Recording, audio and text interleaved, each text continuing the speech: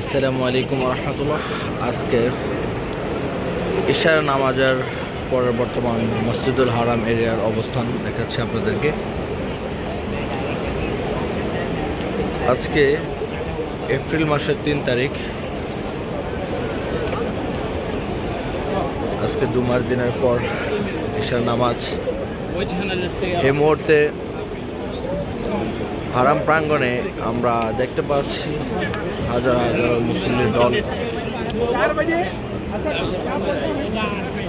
বিগত বছরগুলো থেকে এবছর আমরা অধিক পরিমাণে হাজি দেখতে পেয়েছি।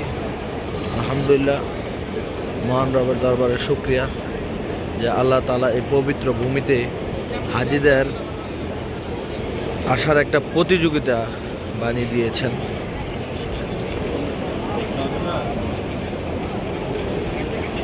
মসজিদুল হারাম, মসজিদে নববী সব সময় হাজি মুসল্লি দ্বারা পরিপূর্ণ থাকে। সবাই ইবাদত করার জন্য পৃথিবীর বিভিন্ন প্রান্ত থেকে ছুটে আসেন। হজ একটি ফরজ ইবাদত এবং উমরা একটি নফল ইবাদত। এই ফরজ এবং নফল ইবাদতকে ঘিরে হাজিদের আল্লাহর ঘরে আসার এক প্রতিযোগিতা আমরা সবসময় দেখতে পাই। আমি এই মুহূর্তে রয়েছি কিং আব্দুল আজিজ গেট বরাবর। এখানে একটা বিষয় আমরা সবসময় লক্ষ্য করি যে শুধু হজের সাময়িক শুরুর লগ্নে কয়েকটা দিন বাদে এখানের অবস্থানটা সবসময় ভরপুর দেখা যায়।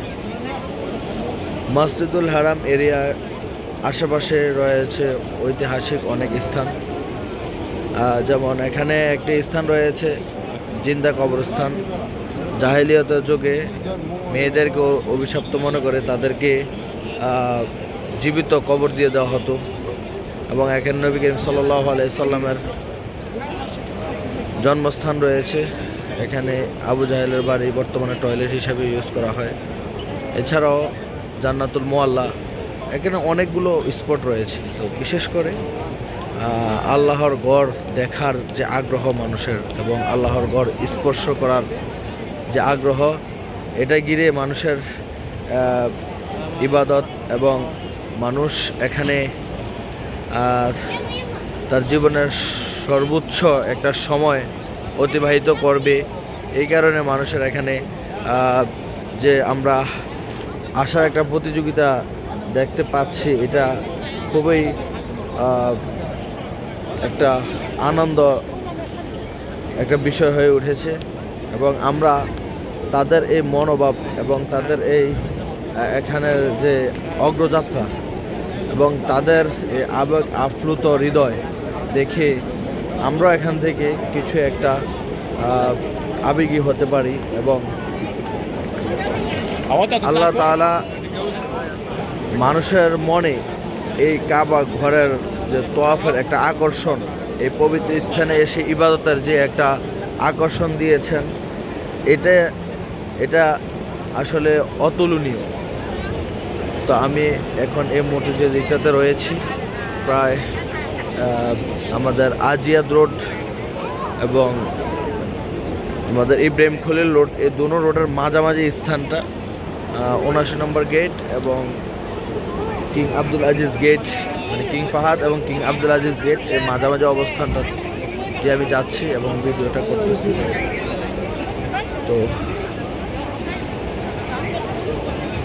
আগামী 18 এপ্রিল সকল উমরা যাত্রী এবং জিয়ারা যাত্রী যারা আছেন সকলকে বেরিয়ে যেতে হবে। আর ইনশাআল্লাহ 18 এপ্রিল হজের প্রথম ফ্লাইট চালু হবে। হজের প্রথম ফ্লাইট 18 এপ্রিল থেকে শুরু হবে ইনশাআল্লাহ। 18 এপ্রিলে এই পবিত্র মক্কা নগরীতে, মদিনা নগরীতে হজের হাজিরা আসবেন ইনশাআল্লাহ। আমরা এবছর যে সকল হাজি সাহেবগণ আসবে তাদের সকলের জন্য দোয়া করব, আল্লাহ তাআলা যেন সকলকে নিরাপদে নিয়ে আসেন।